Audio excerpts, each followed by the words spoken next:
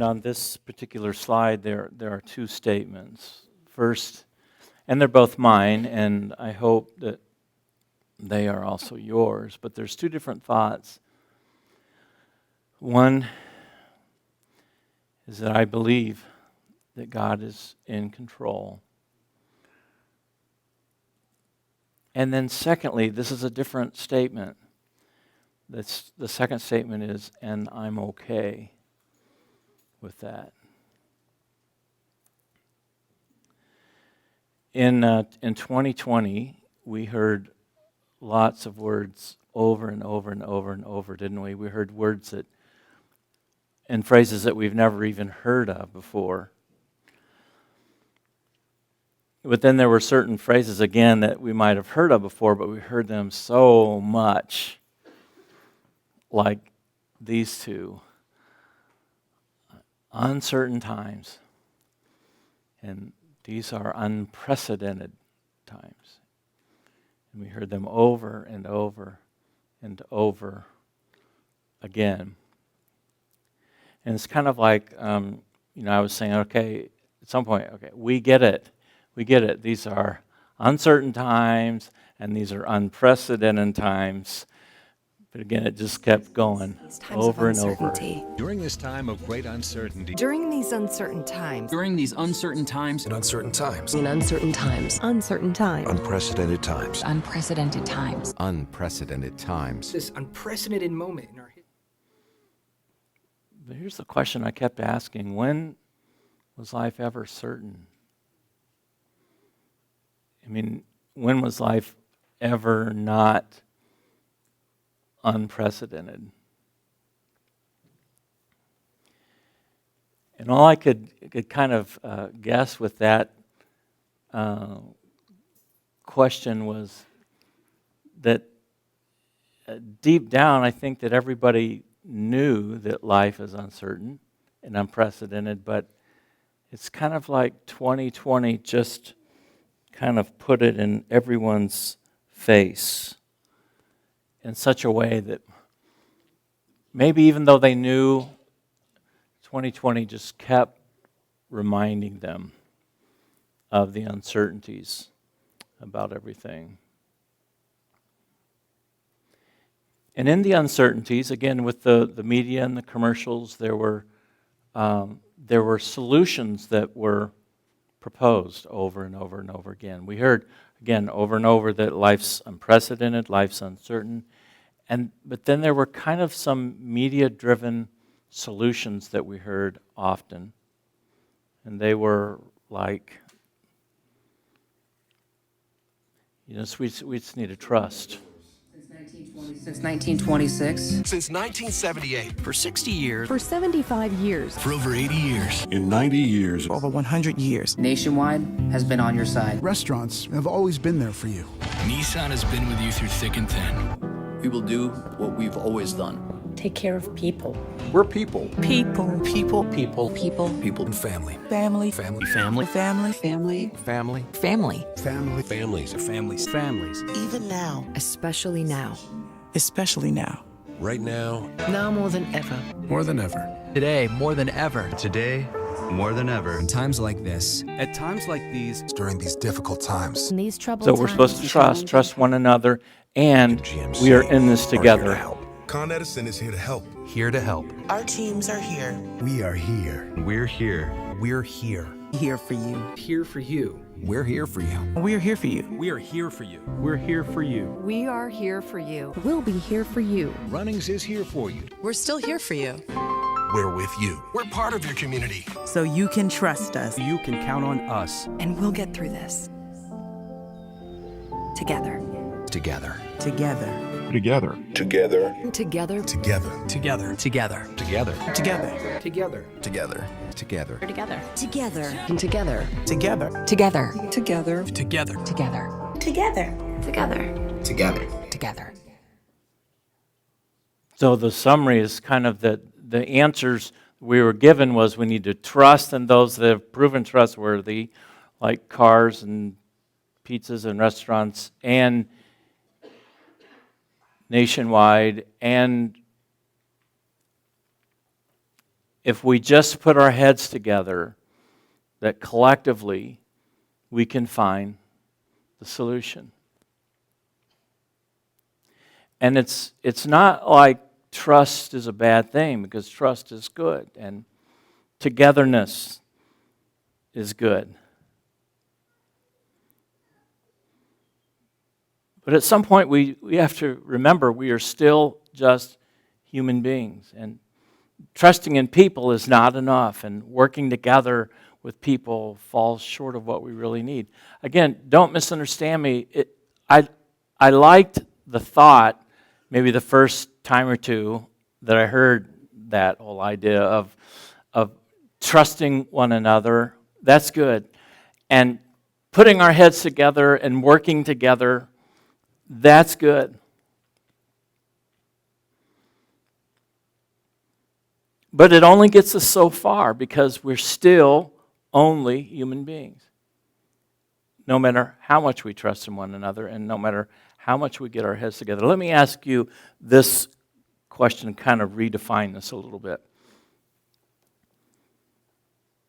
If you think of all the knowledge in the world, all of the information and all of the understanding in the entire world, that's understanding people, understanding animals, understanding all the sciences, understanding psychology, understanding how things work together, all of the understanding that there could be about the world and in the world. What percent of understanding would you say that you had of all the understanding that there is out there in the world? What percent would you say that you had? Maybe, would you say you have 10% of the understanding, of all the understanding that there is to know about the world and about people?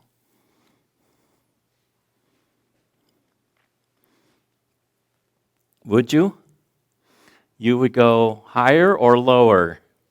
You would go lower? Would you say that you have 5% of the understanding of all there is to know in the world? Lower? Would you say that you have 1% of the understanding of all there is out there to know about the world and about people? Are you okay on that, Tim? Or are you going lower? You're going lower. So it would be point something? Okay, so you are telling me you have like 0.0 something of percent of knowledge in the entire world.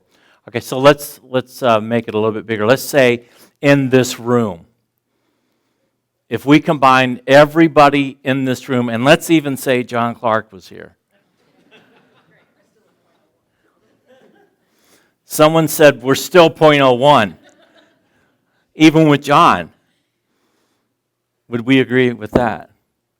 Okay, let's make it really big now. Let's say the entire world full of people, like all the scientists, all of the politicians, all of every single human being, all of the experts, if we grouped all of the experts together in one area, or somehow we could pull and understand everybody's understanding of the entire world and how things work, how much understanding of all that there is to know do you think the entire world group together could come up with?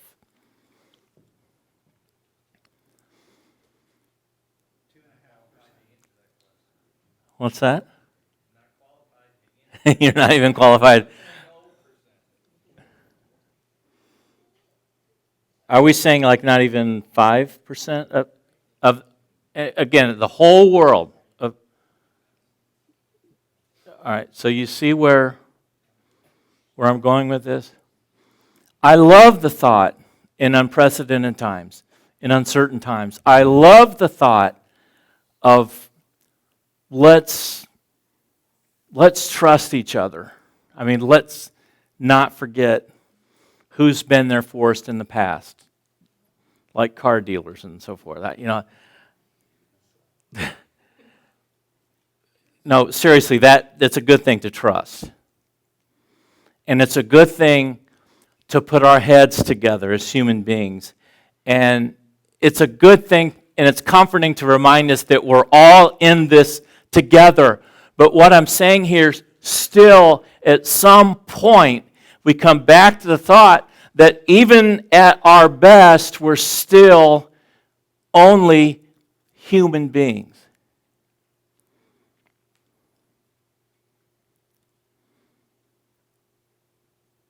And this is why I make that statement early on that I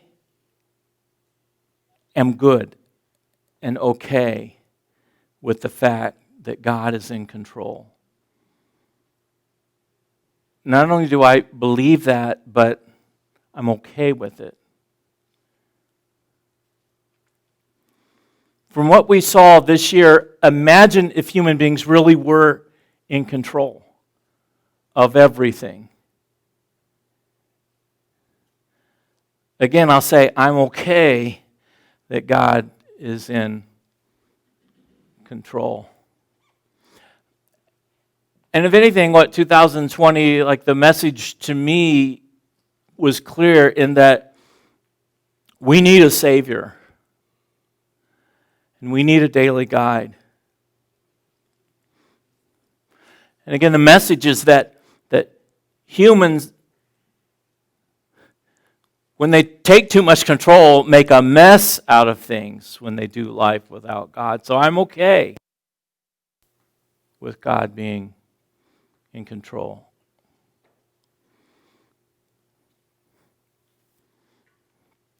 Anybody have one of these growing up? Mandy did, I did, and in fact it looked just like this. They still sell the ones that I had. Uncle Milton's Ant Farm.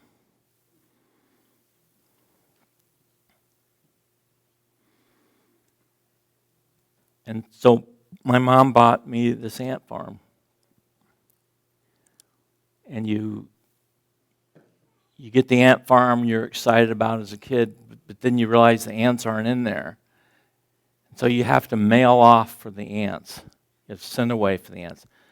I'm not exactly sure why you can't go get them in your backyard, but anyway, it's just easier, and you mail them, and plus it makes Uncle Milton more money, and you mail, and you get this plastic tube full of ants. And then I'm not exactly sure why on this one. If John was here, I'd ask him, but you're supposed to then put them in the refrigerator for about 20 minutes so that, I don't know, it slows them down. And again, I don't know why exactly, but I just, follow the rules of the experts. And so I put it in the refrigerator, and then you dump them in, and it probably seems like they've landed on the moon. It's just this great, vast stretch of sand to them. And then they start to dig, and they do their ant thing, and you watch them from the outside. And the thing about the ants is they have no clue that I'm there.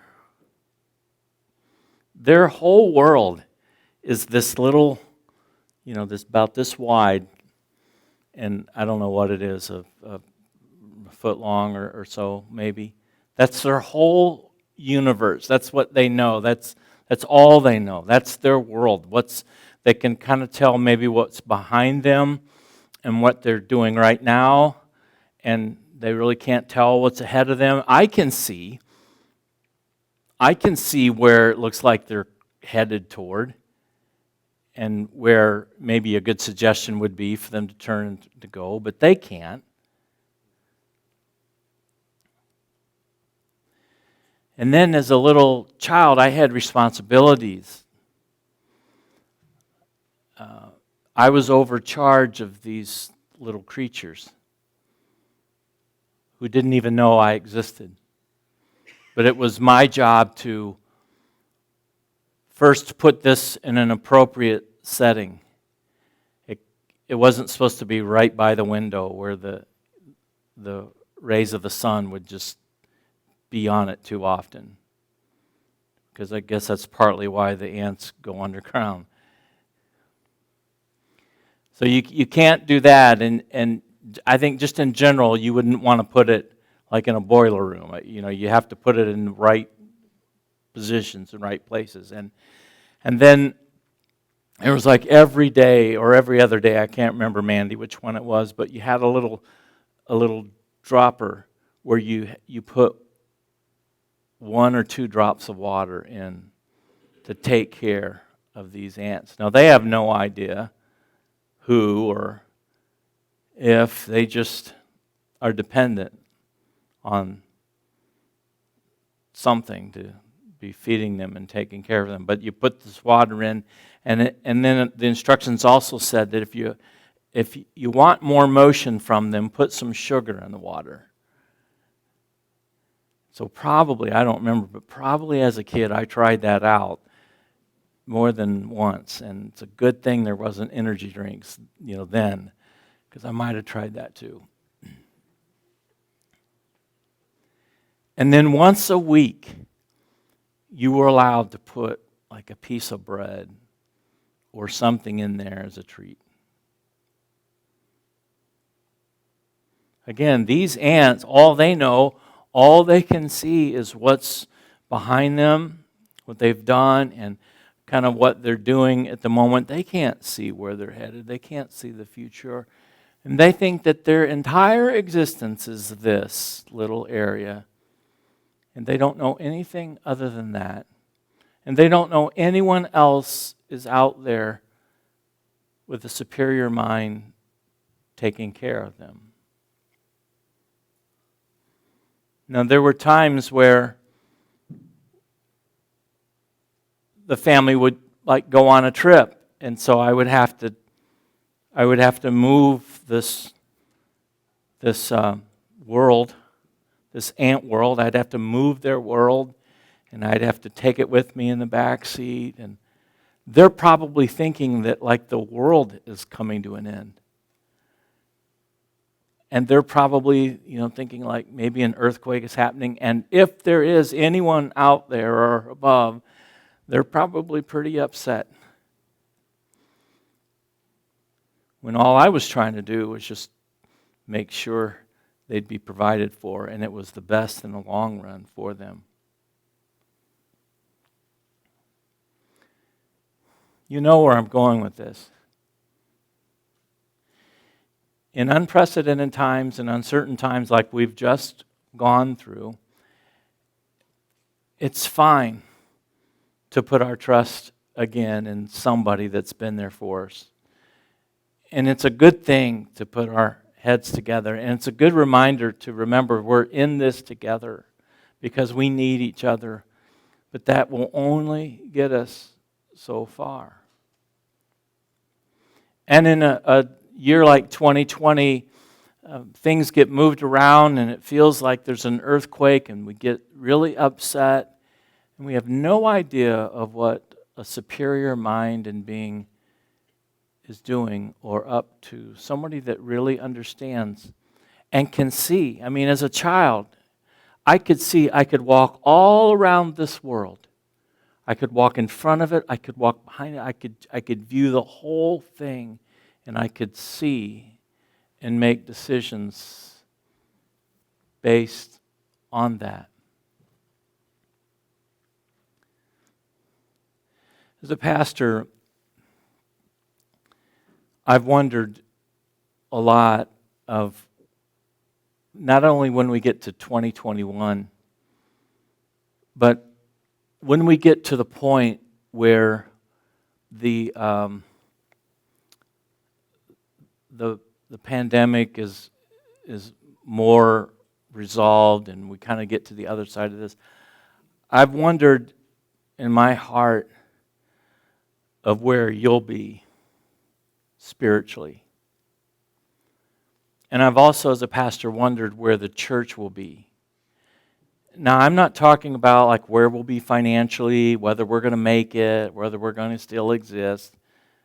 Because I believe from what I've seen, we're going to make it. We'll be fine. But what I wonder about is where you will be spiritually and where the church will be spiritually. Because one thing I know and I've learned in my life is that when you go through dark times that feel like somebody is picking up your world and moving it around and you can't understand, one thing I know for certain is it forces you to a different point than what you were before your world was moved. And it will force you to either be closer to God or farther away from God. I know this from my own experience. It will force you to some kind of willful decision, or just not even willful, but just through a series of things that happen, you either get warmer toward God or you get colder toward God. I know this is true.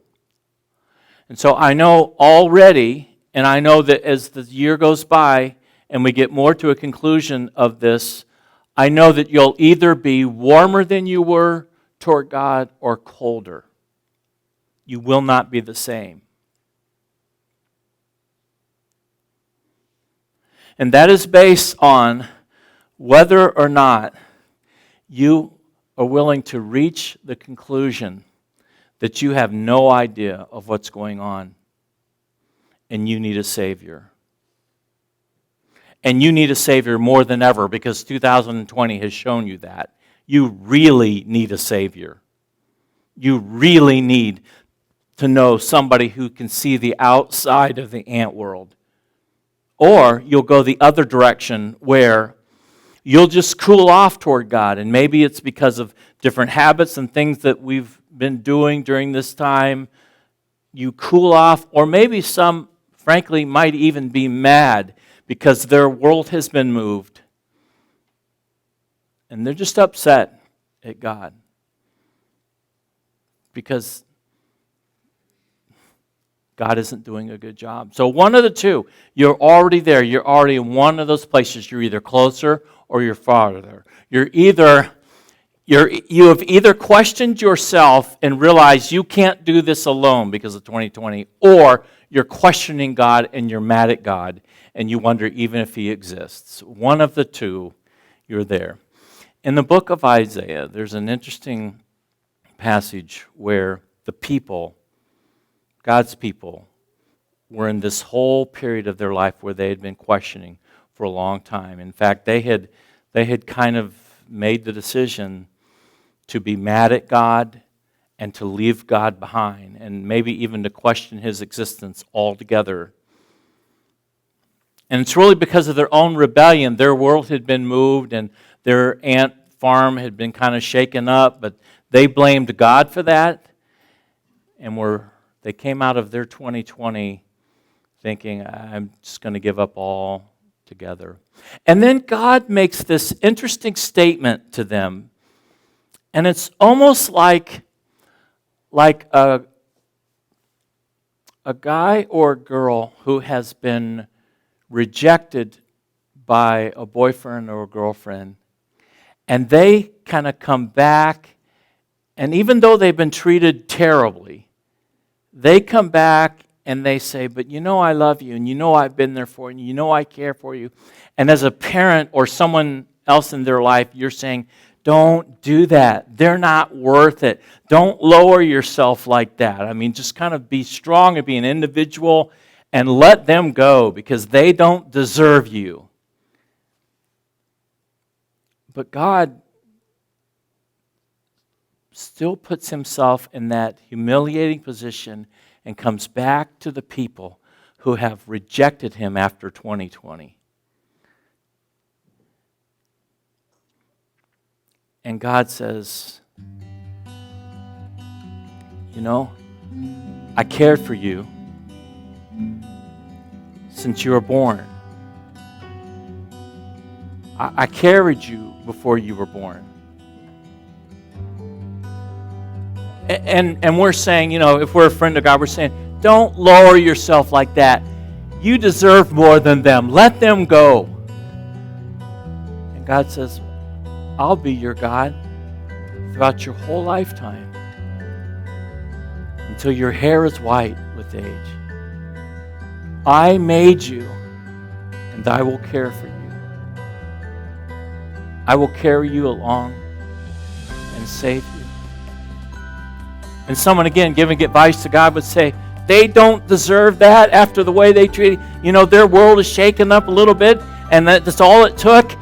After 8 months, 9 months, and they're ready just to say, I don't believe in you at all. But God says, no.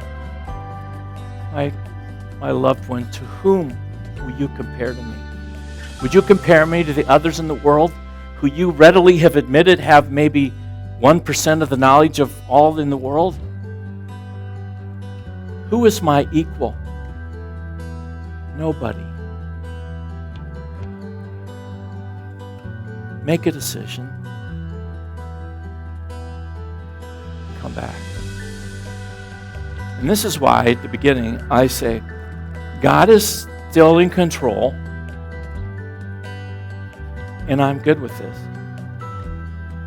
And this is what I'm asking you today. In 2021, first, do you still believe He's in control? And secondly, is that okay? And I guess I'd ask you, if your answer is no to either one of those, where else are you going to turn? It's going to be better. And who are you going to turn to, or what, that's going to love you anymore? Who has known you even before you were born and was carrying you before you were born? And who else will be there until your hair is white? Who else but God? Decide today.